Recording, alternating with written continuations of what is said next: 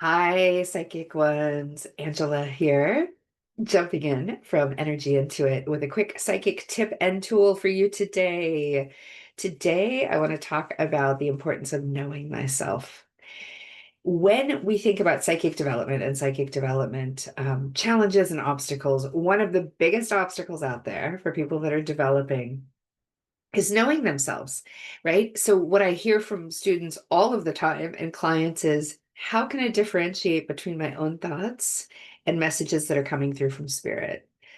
Bingo. This is the best way to know yourself, to understand what your patterns of thinking are, what things are important to you, is the pathway towards understanding really that difference between a random thought of your own and a message from spirit coming through. Let me back up here a little bit.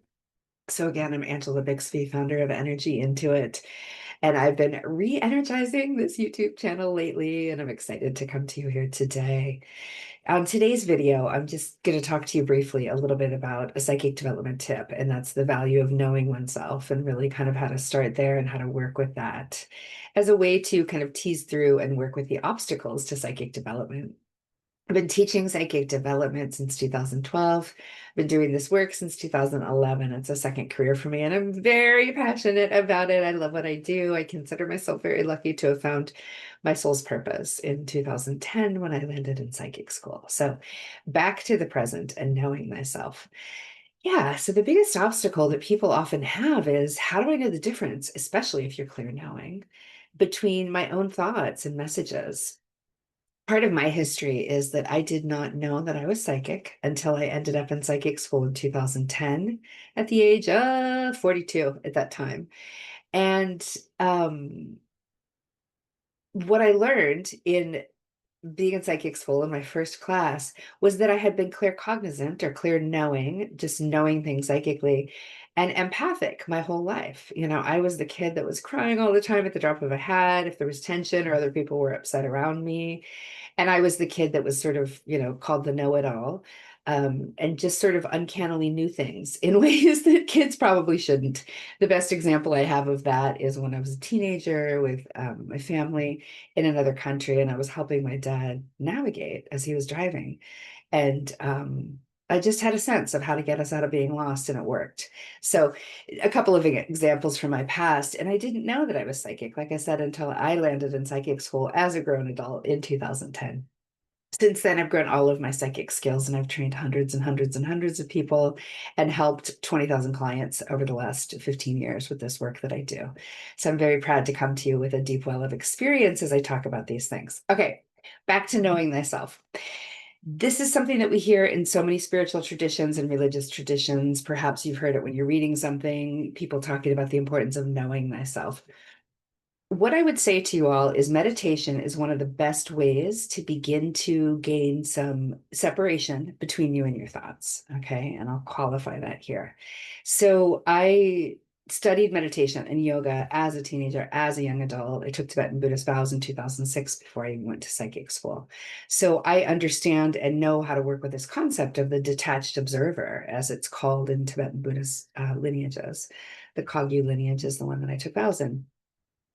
And this quality from Buddhism of becoming a detached observer speaks to the fact that we are not our thoughts, we are not our emotions. The way that I like to work with this concept is to consider that our physical body is our best divining rod, and our physical body and our brain are really like hardware in a computer analogy. And messages or spirit or fields of consciousness that filter through, that we receive messages from, that we pluck messages from, that we pull messages from, etc., with our psychic skills are like kind of like the software, except it's more like open source, open access software with these consciousness fields. So as you develop and as you open up and as you tune into how you are psychic and you're wanting to develop how else you're psychic and grow out your other clairs and things, you want to see if you're knowing, you want to hear if you're feeling, etc. This process of becoming the detached observer and understanding and learning, perhaps through the act of sitting in meditation and cultivating the awareness to watch your thoughts float by like clouds, is one of the many ways it's taught. and de-identifying with the thoughts, going through that process of understanding that you are not your thoughts. Your thoughts are sort of drifting through, and you yourself are here, right? So to know thyself in this psychic development process means knowing yourself well enough, having enough emotional maturity and enough self-knowledge to know if, for instance, is it typical for you to loop on things like fear about money or fear about livelihood or something like that? Okay. Those kinds of considerations are not part of my normal, I'm going to speak from my own experience here for a moment, are not part of my normal day-to-day thoughts. I worked on that a really long time ago. To be self-employed, I had to work on that. I couldn't be walking around stressed out and fear-based and such about things like money or fearing about livelihood. And so I had to do that work a long time ago and did, but a lot of people feel that way. And so for me, as an empath, if all of a sudden I find myself with thoughts wafting through my gray matter about fear about livelihood, fear about money, I know that those are not mine. I know that they're coming in from somewhere. As an empath, I vibe a lot of people. We're all connected. We're all connected in many ways, and I won't get too much into that here at all. We're going to stick with knowing thyself today. And so whether it's from vibing someone else, being near someone and sort of picking up their thoughts and trying to discern whether they're yours or not, knowing your normal thought patterns and your normal considerations and your normal worries and your normal stresses is really helpful. The other way that it's going to be helpful is if you are sitting in meditation and you do engage with spirit and you ask a question, and the answer that they give you is really similar to your own thoughts, that's going to secondarily make it hard for you to believe it. And so in that case, I would encourage you to kind of picture that the clouds of your thoughts are blowing away, pose the question again, and then see if a different answer doesn't come through. So I would encourage someone to double check in that case or ask a different question to see if it elicits a different response that's farther away from your known baseline thoughts and how you approach things in life. So there's value if you're an empath, there's value if you're a psychic. The knowing piece is hard because meeting the clairgnosis, claircognizance, clear knowing, psychic knowing, I'll explain this here too. When when we have an experience with our clairvoyance, our clear seeing, or our clairaudience, in both of those cases, we see an image, whether we're seeing it in our mind's eye, with our eyes closed on our mind's eye, or seeing, holograms in the air coming through in response to, whatever we're kind of moving through. So when we see something or when we hear spirit, even though it's in the back of our head and really quiet and subtle most often, it's very rarely a booming voice outside of our body. In both of those cases, we have an experience. And then we say, huh, did that just happen? Or was that really real? There's a gap between the experience and our processing. In that space, we have room to go, did that just happen? In our clear cognizance, in our clear gnosis, and our clear knowing, it goes by all three names. There's no gap. It's just this knowing. And it is the most hard to believe psychic skill that any of us can possess. I think it's part of the reason I didn't know I was psychic until I landed in psychic school. It's one of those things where you just think everyone's like that, that when things come in and you know them, you just know them. You can't explain how, you just know them. So it's the hardest one to work with. And it helps to know thyself because it'll help you discern whether the message is from spirit or whether it's just coming from your own thoughts, is the best way to say it. Knowing thyself goes a bit deeper than this too. I'll touch on this a little bit. Oftentimes, what we begin to learn as we examine ourselves, whether it's sitting in meditation and perhaps just posing a question to our higher self about how we feel about a certain topic. If we haven't spent a lot of time cultivating our own perspectives of the world, opinions, philosophies about how we view the world, then this might feel harder for us. And so getting to know ourselves and understanding what we believe about things and what we think about things is really important, as I said earlier, to understand when something's coming through for you psychically, whether it is coming from your own thought patterns or coming from outside of you. So there's also this process that often that it begets a new process, and that is the process of healing. As we're digging into what our philosophies are, what our judgments are, what our perspectives are on things as we're moving through kind of emotional maturity. I call it. It all falls into the emotional maturity camp, but knowing thyself better.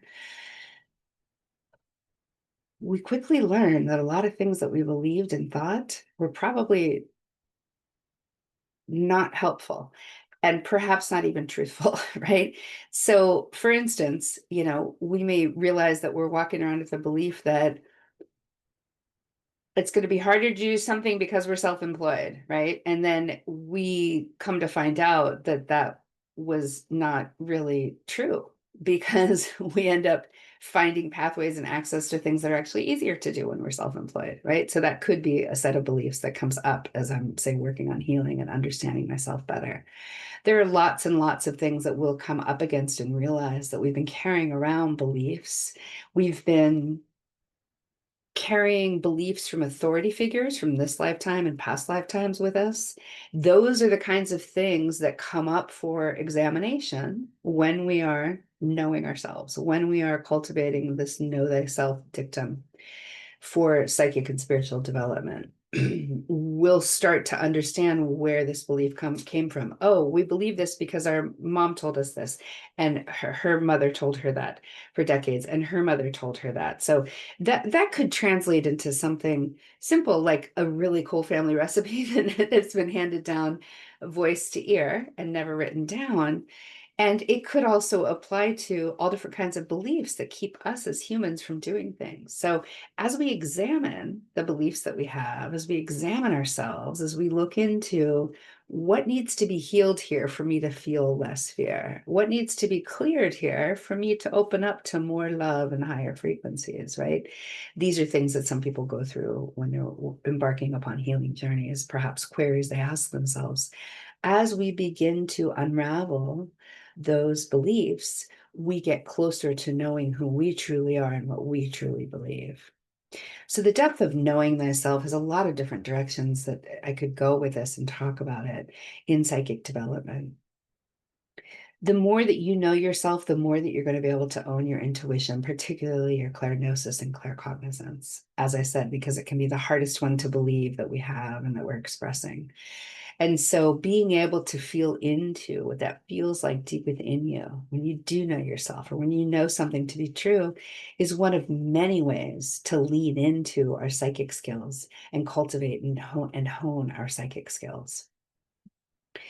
There is no end to how deeply we can know ourselves. A lot of people love to open up to past lives. QHHT is a great modality for that. Dolores Cannon, going under hypnosis with someone else and then channeling, your lifetimes and your higher self and your guides from that state. It's one of many ways. I've done past life regressions with clients in a different way than that. There are lots of ways to apply to investigate and engage with past lives and understand past lives for yourselves so that you know yourself even more deeply across lifetimes.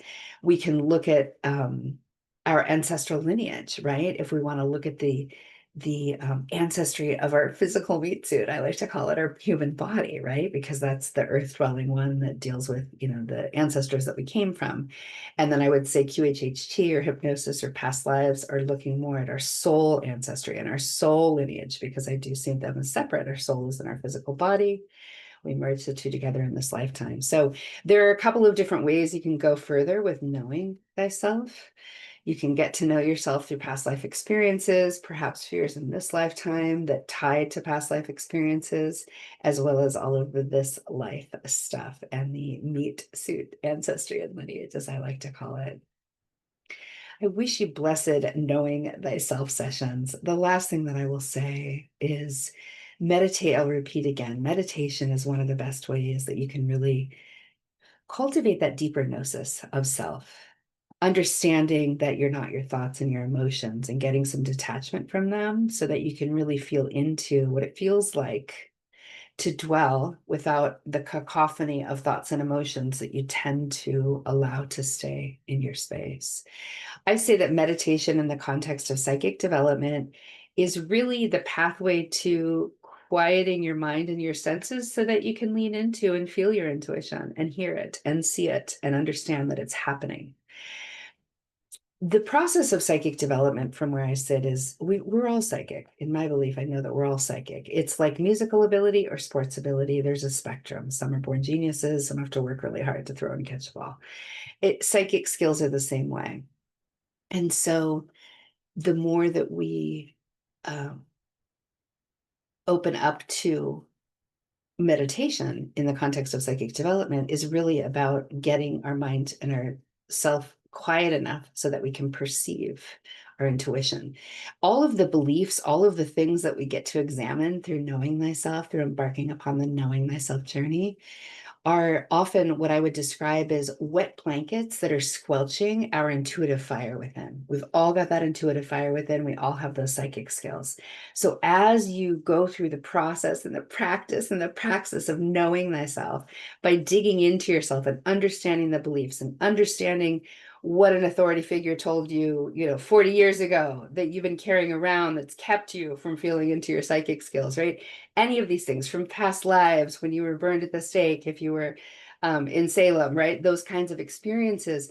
Often, as we get to know ourselves and we remove those, we become more psychic because we're knowing ourselves and we're doing that healing and that clearing of all of those wet blanket type overlays that have been trying to squelch our intuitive fire for this lifetime, for many lifetimes, etc.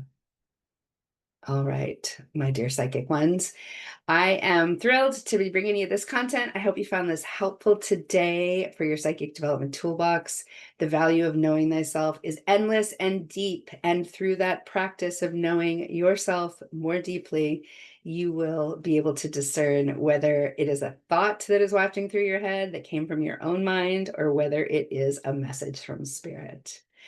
I am excited to be offering a class called Soul Writers Workshop on September 20th from 1 to 5 p.m. via Zoom Eastern Time. It's $97. I'm going to drop a registration link below.